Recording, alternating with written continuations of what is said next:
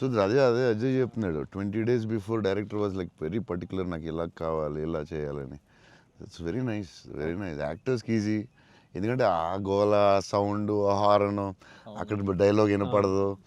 So it's very complicated కదా original లొకేషన్లో చేయడం.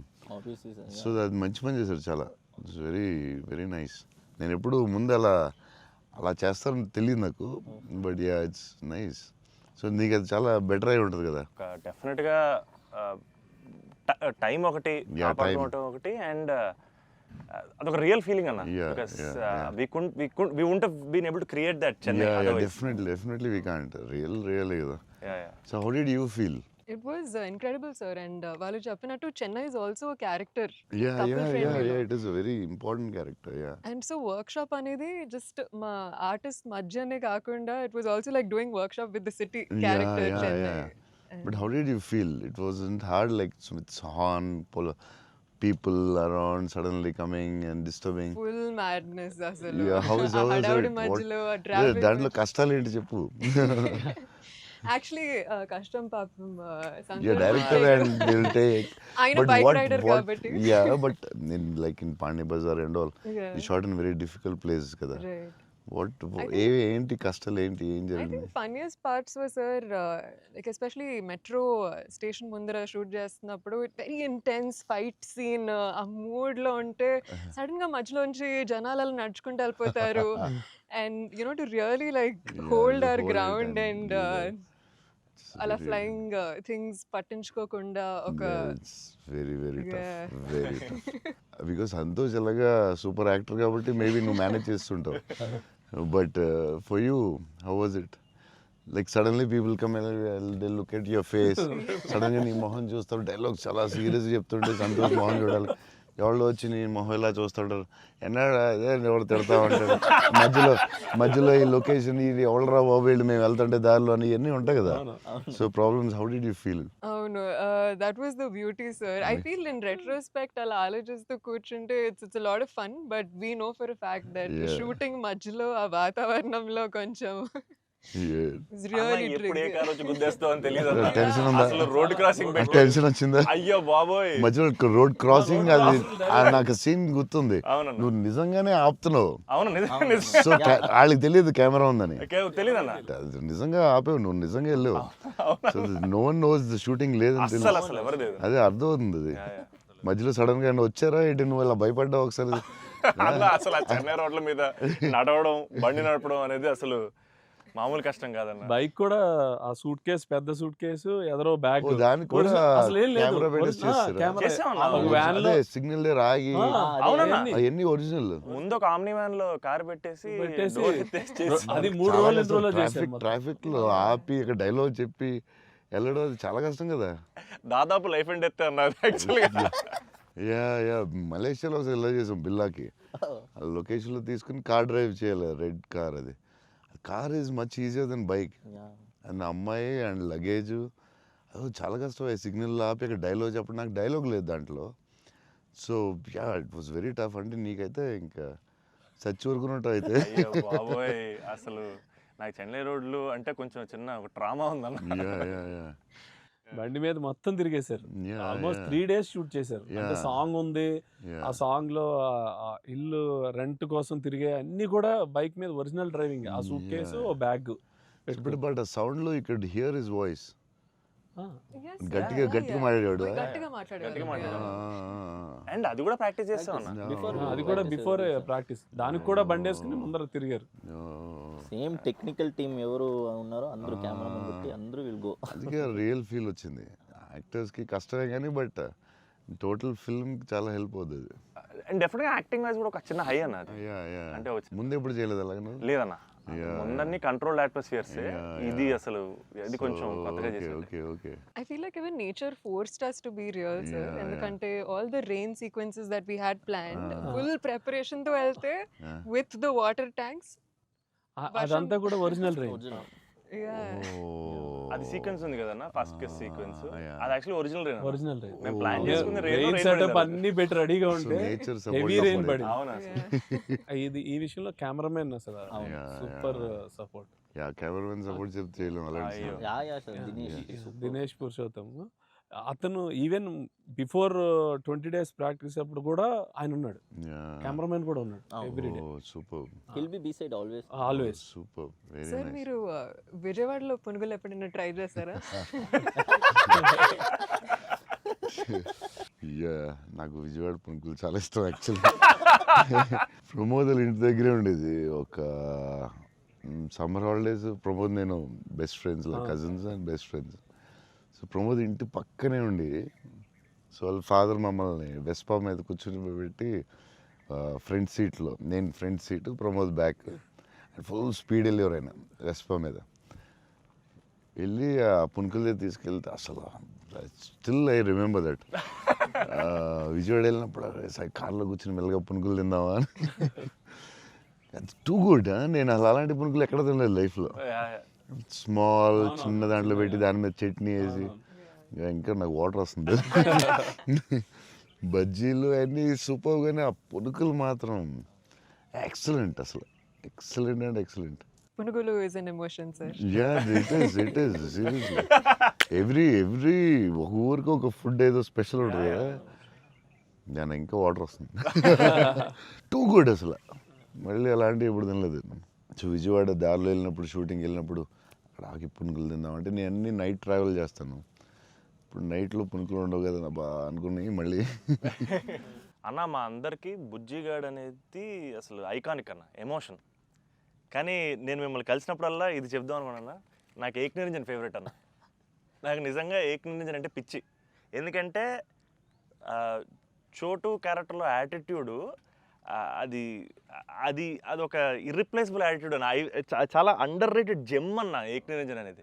అంటే మీ డ్రెస్సింగ్ ప్యాటర్న్ అయి ఉండొచ్చు, నాకు చాలా ఇష్టం అన్న. మీరు ప్లెయిన్ షర్ట్ వేసి, టోన్ డెనిమ్ వేసి, కింద స్నీకర్స్ వేసారు అప్పుడు. అండ్ అది అసలు, అండ్ హ్యాండ్ కప్స్ ఉండేవి, మీరు బౌంటీ అంటారు కాబట్టి దాంట్లో. సో అది అసలు ఐకానిక్ అన్న. అండ్ పర్టికులర్గా మీ డైలాగ్ డెలివరీ, ఆ సినిమా అసలు నాకు పిచ్చన్న సినిమా అంటే. సో నాకేమనిపించింది అంటే, బేసిక్లీ మీవి చాలా డైలాగ్స్ ఉంటాయి కదా. ఫర్ ఎగ్జాంపుల్ దాంట్లో పర్టికులర్ నాకు చాలా ఇష్టమైంది, నన్ను ఇలా కొట్టే దమ్మడికైనా ఉందా, లేకపోతే మళ్ళీ నేనే ట్రై చేయాలి, అది నాకు పిచ్చన్న. అంటే ఆ యాటిట్యూడ్ అది మ్యానుఫ్యాక్చర్ చేయలేమన్నా, it has to be there. And నాకేమనిపించిందంటే, నాకు చాలా హ్యాపీగా ఉంది నేను ఏక్ నిరంజన్ చెప్తుంటే. సో బేసికలీ ఏక్ నిరంజన్ మీ మెమరీలో వాట్ డస్ ఇట్ హోల్డ్ అన్న అప్పుడు మీకు అప్పుడు చేస్తున్నప్పుడు? అంటే పురి గారు లాగా ఎవరు రాయలేదు. నేను బుజ్జిగాడు నాకు ఆయన చెప్పినప్పుడు క్యారెక్టర్ నాకు పిచ్చకపోయింది. నాకు టెన్షనే వచ్చిందంటే, ఇది ఎలా చేయగలరా బాబు, నేను ఎప్పుడు చేయలేదు ఇలాగ. కాకపోతే ఈ రాసిన విధానం నేను మర్చిపోయి, నేను బుజ్జిగాడు ఎవరితో మాట్లాడినా బుజ్జిగాడు క్యారెక్టర్ గురించి మాట్లాడుతూ ఉండేవాడిని మర్చిపోయి. సూపర్ ఎక్సైటెడ్ నేను అసలు బుజ్జిగాడు క్యారెక్టర్ గురించి. సో పూరి గారితో ఆయన క్యారెక్టరైజేషన్ మళ్ళీ ఎవడో లేడు అలాంటి వాడు అని నేను నెక్స్ట్ యాజ్ ఎగ్నరెంట్ చేసాం. నువ్వు చెప్పిన డైలాగులన్నీ చెప్తుంటే అసలు నాకు ఆయనలో ఎవడు రాయలేడు. It's his writing, the character designing, what Puri గారు అలా ఎవడు లేడు ఇండియాలో, వరల్డ్లో లేడు. అదొక డిఫరెంట్ మనిషి అది. ఆ క్యారెక్టర్ ఆయనే రాయగలడు, మళ్ళీ రాయకపోయినా ఆయనే ఎవడో ఇమిటేట్ చేయలేడు. సో నువ్వు అంత స్ట్రాంగ్ డైలాగ్ ఒక యాక్టర్ చెప్తే న్యాచురల్గా వచ్చేస్తుంది అంతే. మీరు దాంట్లో సోను సూద్ దగ్గరికి వెళ్ళినప్పుడు కూడా సూపర్ ఉంటుంది. ఎవరైనా కొట్టారంటే, సార్ ఐమ్ చోటు, నేనే సార్ కొట్టాను.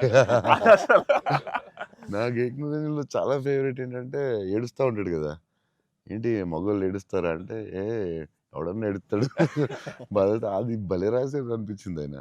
అది నువ్వు అన్న డైలాగ్, లైక్ విలన్ డైలాగ్స్ కూడా చాలా బాగుంటాయి ఆ సినిమా. దాన్ని దబాంగాట్లో కూడా పెట్టారు ఏకనిరంజన్ డైలాగ్స్ తీసుకెళ్ళి. సోను సూద్ ఫోన్ చేసి పూరి గారికి can I use it in ఒక హిందీ ఫిల్మ్లో యూజ్ చేస్తారంటే, ఈయన కూల్ కదా చేసుకోమన్నారు. దబాంగ్లో కూడా పెట్టాడు హీరో, అది ఎవరా విలన్. సేమ్ సోను సూద్ గారు చెప్పినట్టు. సేమ్ సోను సూద్ ఆయన ఫోన్ చేసి అడిగి పెట్టాడు. Super super. ఆయనలో ఎవడు రాయలేడు అంతే, ఇంకా అంతే. మీరు స్టైలింగ్ ఎలా డిసైడ్ చేస్తారన్నా, అంటే ఈ క్యారెక్టర్కి ఇది సెట్ అవుద్ది అని? బికాజ్ ఎవ్రీ ఫిల్మ్ డార్లింగ్కి లూజ్ షర్ట్ వేసారు, ఛత్రపతి టైంలో 2 buttons తిప్పేసి ఆబ్వియస్గా షెల్ ఉంటుంది. సో ఈచ్ క్యారెక్టర్ మీరు వేసుకున్న ప్రతి సినిమాకి, అఫ్కోర్స్ సాహోకి there was something else. How do you decide on that? డెఫినెట్గా డైరెక్టర్ అండ్ కాస్ట్యూమ్ డిజైనర్ కూడా, బట్ ఏదో ఒక ఎఫర్ట్ పెట్టాలి ఒక సినిమాకి అనేది కొంచెం పుష్ చేస్తాను నేను కూడా. సో బాస్కిన్ అప్పుడు డార్లింగ్ అప్పుడు అడిగాం, అది ఏం చేద్దాంరా, ఇది ఫస్ట్ రిస్క్ చేస్తున్నావు లవ్ స్టోరీ, ఇది ఆడాలి ఎలాగైనా. కానీ కర్ణాకర్ గారు కాన్ఫిడెన్స్, కానీ నేను ఛత్రపతి తర్వాత లవ్ స్టోరీ చేస్తే చూస్తారు లేదా టెన్షన్ ఉంది.